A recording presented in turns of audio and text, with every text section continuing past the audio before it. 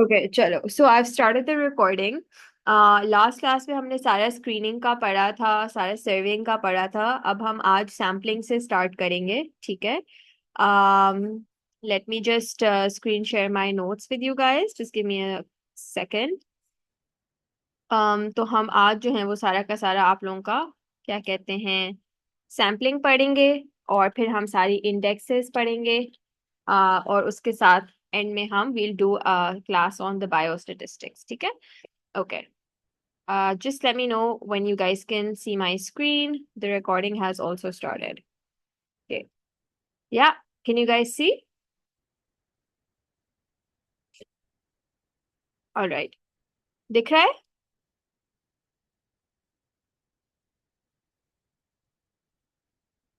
Okay, perfect. All right, so I don't think I need to recap anything. I will probably keep one revision class if you guys want me to like repeat anything, but I think we're good so far. Let's just move on. Now, sampling is a subset of a population which with all the inherent qualities, and a sample is supposed to be representing an entire population, right? So it needs to be representative, it needs to be large but not too large, and it needs to be selective elements properly are being approached, included, and interviewed. So that is why you do sampling, ठीक है, ताकि आप एक certain population से gauge कर सको कि पूरी पॉपुलेशन का क्या एक आइडिया होगा। फॉर एग्जाम्पल, अगर मैं डिफेंस फेज 5 के बारे में एक चीज अंडरस्टैंड करना चाहती हूँ, तो शायद पूरे फेज 5 से मेरी बातचीत करना इम्पॉसिबल हो। बट मैं बदर कमर्शियल के एरिया में जितने भी लोग हैं उनका एक सैंपल जनरेट कर लेती हूँ, because that is the most peak place in phase 5 defence, ठीक है। The most activity is happening there, तो that can be my subset population. So this is basically how sampling works, ठीक है। It's basically the process of selection of a number of elements units from a defined study population. This is the definition. And also, as I've already told you guys, definitions in CD are very important. So this you guys should know. I've also circled it. Okay, so this is the definition. Again, I've given you guys the notes. So it's mentioned there. Okay. Now, two factors affect the quality of a sampling. Obviously, the size and the amount of variation. The population and the size are very, very important when you're looking into sampling. Now, sampling is of two types. There's probability sampling and there's non-probability sampling. So, probability sampling means that every member of a population has an equal chance of being included. It's always unbiased and it enables to draw valid conclusion. सो इसमें क्या होता है कि हर किसी के पास equal chance होती है select होने की, मीनिंग कि अगर 6 लोग हैं तो उन 6 में से कोई भी सिलेक्ट हो सकता है, कोई बायस यहाँ पर नहीं होता, ठीक है। और इसीलिए इसका जो इवेंचुअली इसका जो आंसर बनता है वो बहुत वैलिड बनता है। Non-probability is the one which where there is no framework, there is no list, there is no unit, बहुत ही छोटी सी पॉपुलेशन होती है, इंक्लूजन क्राइटेरिया काफी स्ट्रिक्ट होता है, यहाँ पे बायस्ड सैम्पलिंग हो सकती है। So probability sampling would be something like the entire Karachi city, right? Now, I don't know everyone in Karachi city. So if I'm taking out an entire sample of Karachi from the entire Pakistan, I really cannot be biased. Whoever is chosen for my research, right? But non-probability में group बहुत छोटा होता है, तो if it's just a group of like my 10 friends, I can kind of make it bias and choose who I want to select for my research, right? सो बायस की चीज बहुत important है, ये एक बहुत क्रूशियल डिफरेंस है कि जो प्रोबेबिलिटी वाला होता है उसमें कोई बायस नहीं होता, उसमें रिसर्चर का कोई अपना ओपिनियन नहीं होता, हर किसी के पास इक्वल चांस होती है, ठीक है।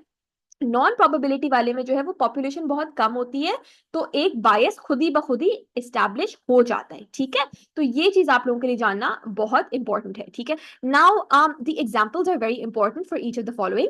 सो प्रोबेबिलिटी सैम्पलिंग में you have simple random sampling, stratified random sampling, systemic sampling, cluster, and then two-stage cluster, ठीक है।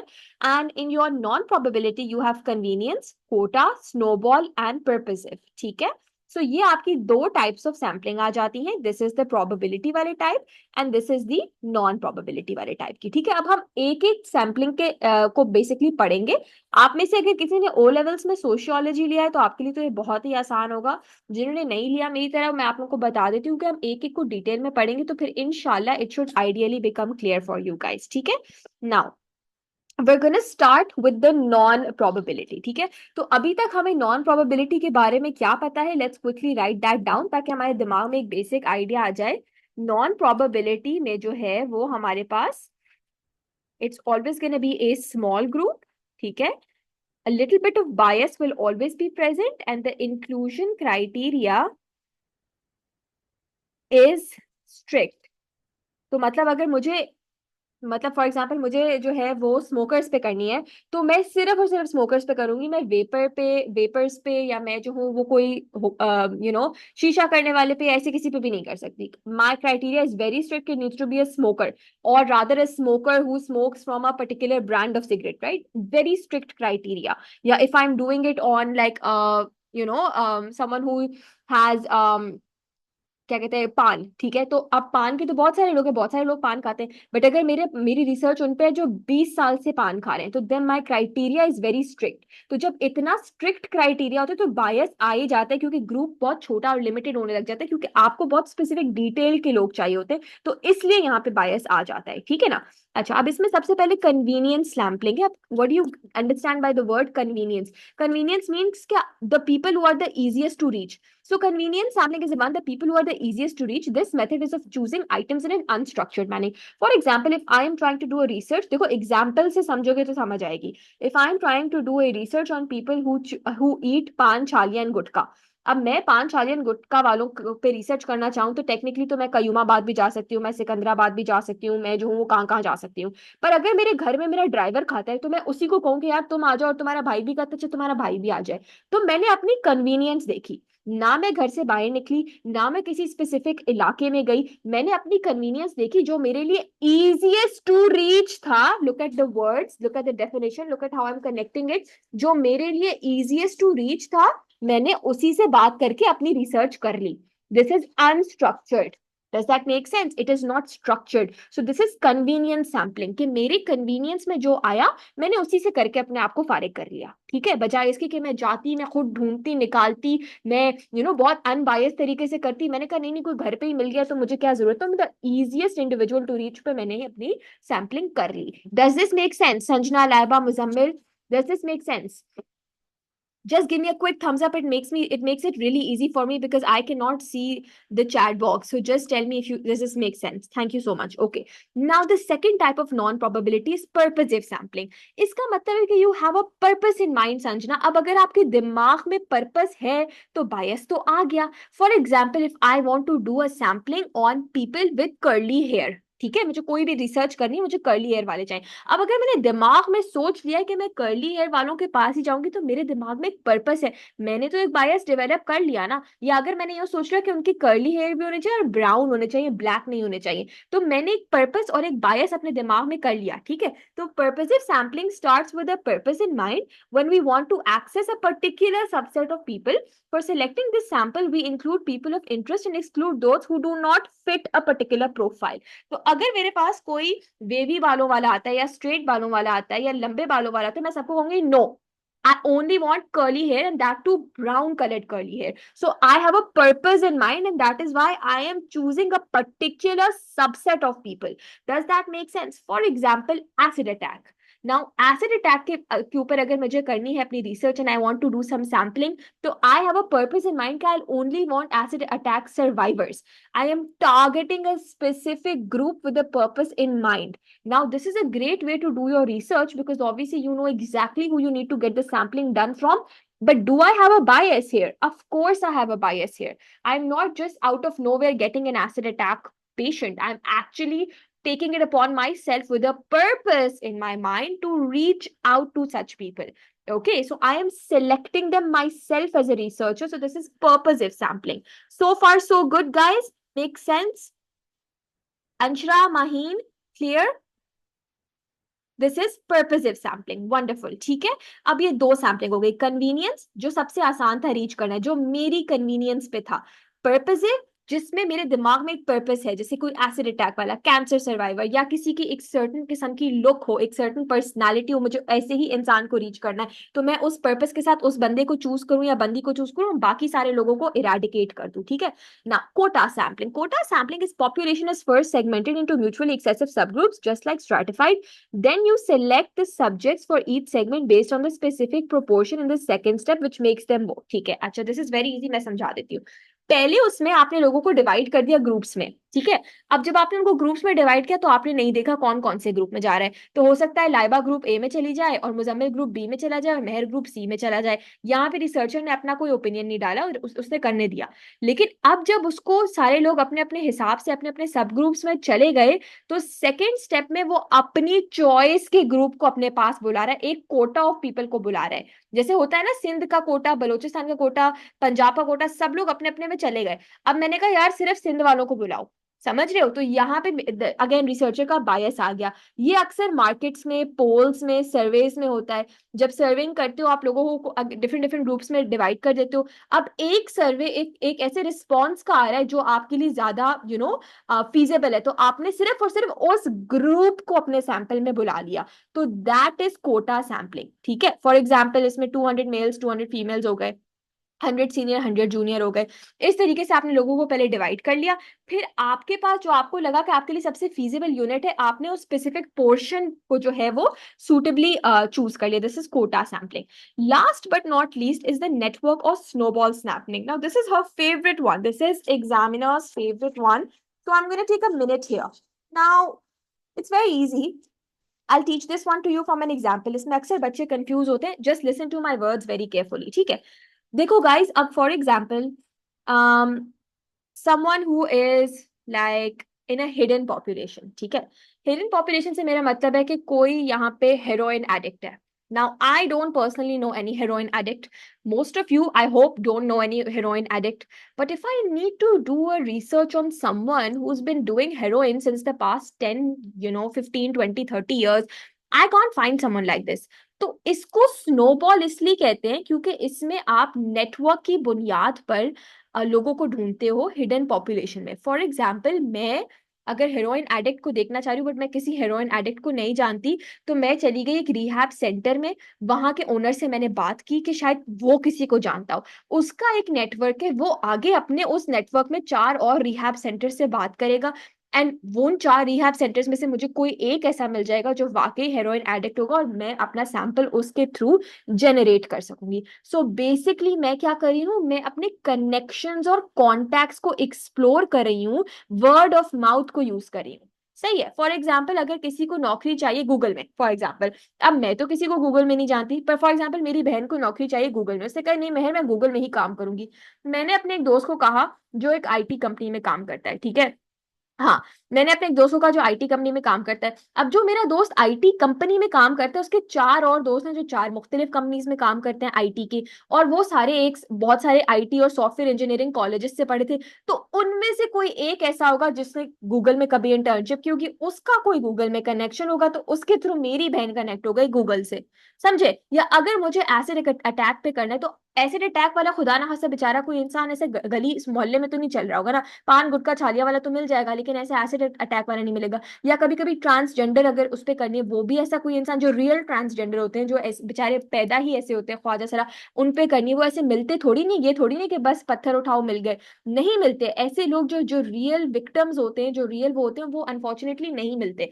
तो जब इन पे मेडिकल साइंस रिसर्च करती है, तो ये थोड़ी नहीं होता कि चलो मेहर घर से बाहर गई और उसको वो लोग मिल गए। Absolutely not, there is a network involve, snowballing technique इसको कहते हैं। ठीक है, so this is the snowball sampling, और ये अक्सर वो पूछती हैं, तो ये आप लोगों को पता होना चाहिए। अब इसमें भी बायस क्यों आ गया, क्योंकि मैं अगेन अपना नेटवर्क यूज कर रही हूँ, राइट? देखो, snowball sampling means knowledge increase with time.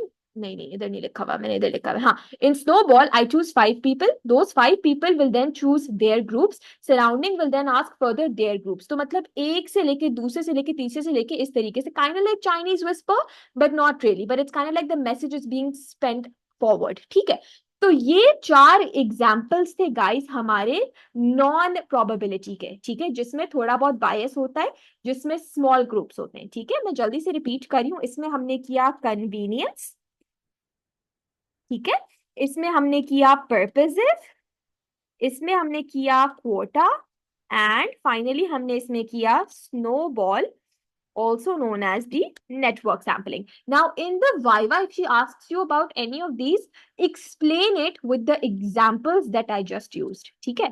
अच्छा, अब हम आ जाते हैं probability पे, ठीक है? Is everyone clear so far? So far, so good. Is everyone with me so far? Or am I going too fast? या सही स्पीड है, मतलब समझ आ रहा है, क्योंकि देखो तुम लोग को रिकॉर्डिंग तो मिल ही रही है, तो तुम लोग 2 से 3 दफा वापस से भी देख सकते हो। I try not to make the classes too long because then I want कि तुम लोग रिकॉर्डिंग कैट से 1-2 दिन पहले भी देख सको। तो is this good guys? Can I move forward?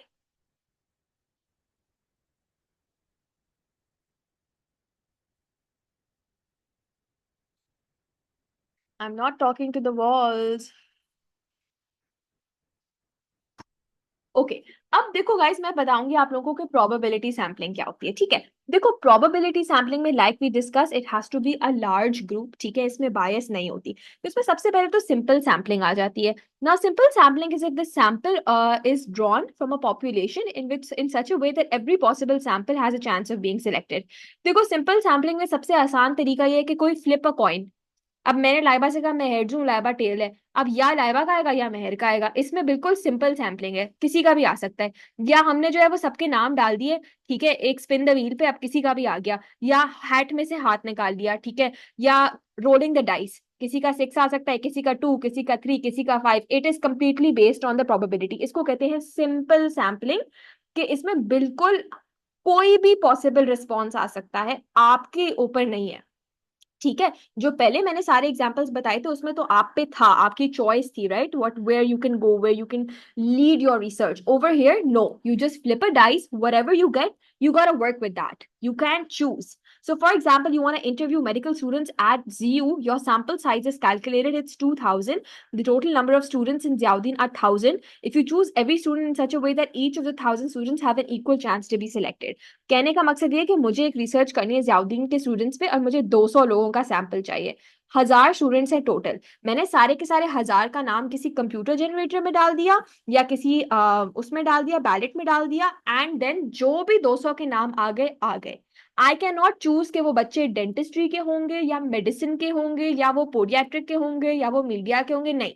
There just come 1000 बच्चे, उस 1000 में से कोई भी जियाउद्दीन का बच्चा मेरे पास आ सकता है। अच्छा अगर मैं कहती कि मुझे डेंटिस्ट्री का ही बच्चा चाहिए तो मैं एक पर्पस के साथ करती, तो फिर वो नॉन प्रोबेबिलिटी में पर्पसिव आ जाती। या अगर मैं सिर्फ और सिर्फ सेकेंड ईयर बीडीएस के साथ कर लेती क्योंकि वो मेरे दोस्त हैं, तो वो कन्वीनियंस हो जाती, ठीक है ना। या अगर मैं सबको उनके ईयर्स में डिवाइड करके थर्ड ईयर पकड़ लेती तो वो कोटा हो जाता, समझ रहे हो। या अगर मैं मुजम्मिल से कहती कि मोहिब से बोले और मोहिब से कहती कि आगे जो है वो समी को बोले, तो ये नेटवर्किंग हो जाती। यहाँ पे आई am not doing any of this, I just want students from Ziauddin. I will just take those 1,000 students, put their name into a system which will auto generate me 200 people. They could be anyone from Ziauddin. I don't have a bias here. I don't have a selection choice here. I don't have a very strict inclusion criteria here. Okay, so it's like that. It's just like rolling a dice, simple sampling. ठीक है। अब इसी simple sampling में stratified random sampling आ जाती है। यहाँ पे होता है कि कुछ ग्रुप्स ओवरलैप कर रहे होते हैं, तो उन ग्रुप्स वो जो ओवरलैप हो रहे थे उनको हम डिफरेंट स्ट्रैटास में डाल देते हैं और उस उन पर्टिकुलर ग्रुप्स के अंदर फिर हम सिंपल सैम्पलिंग करते हैं। मतलब कि मैंने first year, second year, third year, fourth year कर दिया। अब मैंने फोर्थ ईयर में रैंडम सैम्पलिंग की सिंपल वाली, सेकंड ईयर में भी सिंपल सैम्पलिंग की, फर्स्ट ईयर में भी सिंपल सैम्पलिंग की, and that's how I will get my students, ठीक है। So this is that. It's literally the same thing, but you're dividing them into groups to make it easy for you to do the simple sampling. अच्छा उसके बाद हमारे पास आ जाती है systematic sampling. This is where an individual is selected at greater regular intervals, generally spread uniformly over our entire population. ठीक है। तो जो systemic sampling होती है इसमें जो है वो individual is selected at regular intervals, generally spread uniformly over an entire population. ठीक है। And you always एक second. Intervals generally spread uniformly over entire population provide more information about a population. Generally spread uniformly over entire population.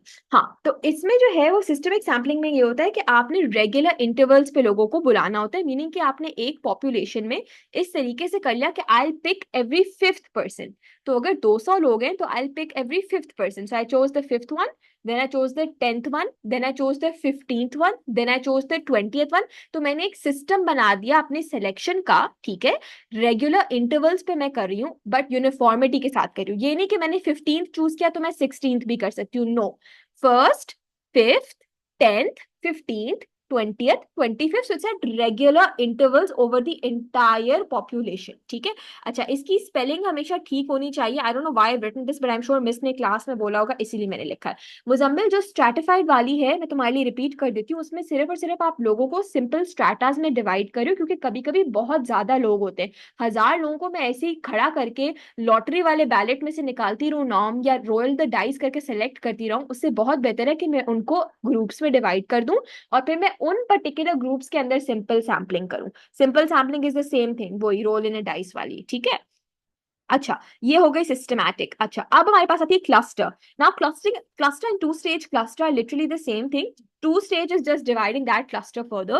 Cluster sampling is the opposite of stratified, where each sampling unit is a cluster of elements useful for large surveys of a geographical area. This is heterogeneous within and homogeneous between. Meaning जो cluster होगा वो अपने अंदर तो same है, लेकिन दो clusters एक दूसरे से compare करो तो different है. ये सेंटेंस बस तुम लोगों ने लिटरली हिफ्ज़ो ज़बानी अपने लिए याद कर लेना, अपनी लाइफ आसान करने के लिए. I have highlighted it.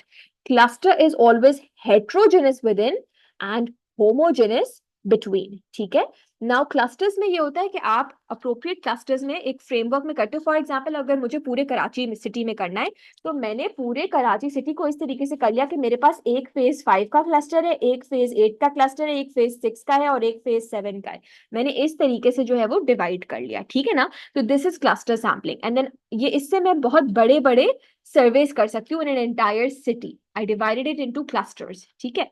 And then selection मैंने वापस से वही सिंपल रैंडम सैम्पलिंग के ही बुनियाद पे करी, which is why it's not bias. वरना तो आप लोग मुझे कह सकते थे कि मेहर, अगर आप फेज 5, फेज 6, फेज 7 करें तो आपका तो बायसनेस आ गया.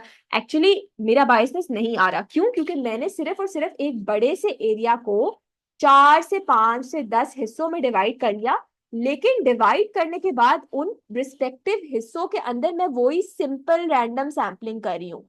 सिंपल रैंडम सैम्पलिंग क्या है? वही ऑटो जनरेट कर रही हूँ, या I am rolling a dice, anything of that sort. ठीक है.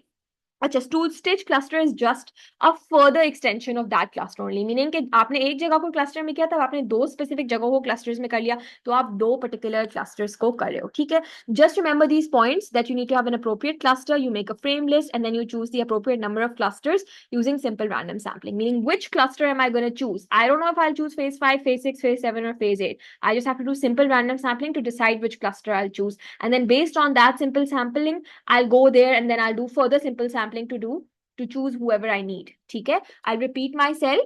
देखो, मैंने एक एरिया को 10 हिस्सों में डिवाइड कर दिया, पर मैं चूज नहीं कर रही कि मैं उन 10 हिस्सों में से कौन से हिस्से में जाऊंगी. That is based on simple random sampling. हो सकता है 5 आ जाए, हो सकता है 10 आ जाए, हो सकता है 6 आ जाए. I am just rolling a dice और I am just auto computer generating it. ठीक है. So it is completely non bias. ठीक है. अच्छा, नाउ यहां देखो, मैंने तुम लोग को एग्जाम्पल्स की बुनियाद पे समझा दिया. अब देखो गाइस, कुछ कीवर्ड्स होते हैं. पर्पसिव और कन्वीनियंस में हमेशा इजीएस्ट टू रीच या पर्पस वर्ड आएगा. ठीक है. स्नोबॉल में हमेशा नेटवर्किंग आएगा या one after the other word आएगा. ठीक है. या इस किस्म का कुछ भी आएगा. Rare incidents, rare people, underground population, ऐसे वर्ड्स आएंगे. ठीक है. These words are very important that I am saying here. Quota में हमेशा कुछ ना कुछ ऐसा आएगा कि आपको दिख रहा होगा कि अच्छा लोगों को डिवाइड करें, but then the researcher is choosing का वर्ड आएगा, तो आप समझ जाओगे कि कोटा है. ठीक है. क्लस्टर में तो बहुत ही आसानी है. जियोग्राफिकल एरिया तुम्हारा कीवर्ड है, जियोग्राफिकल एरिया कीवर्ड है. Heterogeneous with in, homogeneous between दूसरा कीवर्ड है. ठीक है. अच्छा, तो ये इस तरीके से तुम लोग क्वेश्चंस को रिकॉग्नाइज करोगे. अब एडवांटेजेस क्या होते हैं प्रोबेबिलिटी के? Minimum bias, allow us for estimation, authentic होती है. ठीक है. नॉन प्रोबेबिलिटी जो है वो कन्वीनियंट होती है, इकोनॉमिकल होती है, less time consuming, less skilful होती है. तो ये इन दोनों के एडवांटेजेस है, प्रोबेबिलिटी के, नॉन प्रोबेबिलिटी के रिस्पेक्टिवली.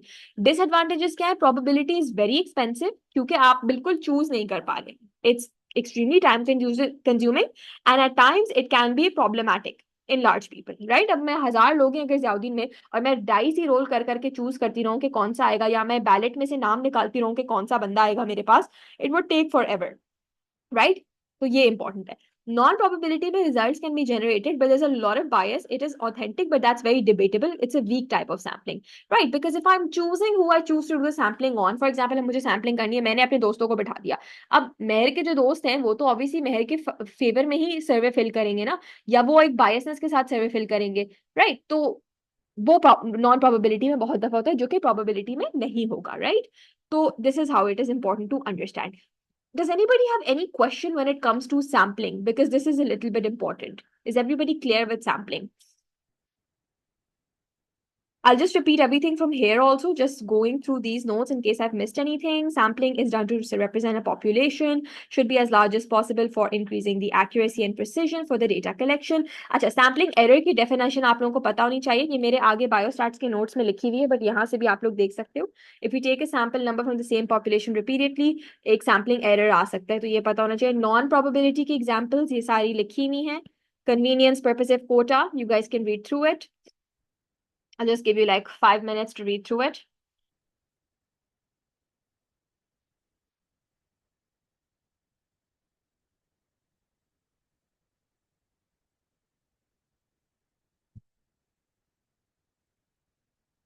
सही है? Okay. And then ये probability के लिखे हुए. Okay, the same stuff that I've already done. Again, you guys can just quickly read through it. Then these are the advantages and the disadvantages, which again, I literally have written the same stuff in my notes. It's exactly the same. Okay. Is everyone good so far? So far so good. Maheen, Anshra, Laiba, Sanjana, Muzammil, is everything clear? Okay. अच्छा, अब मैं यहाँ पे ये recording stop कर रही हूँ, ठीक है? And let me just stop it.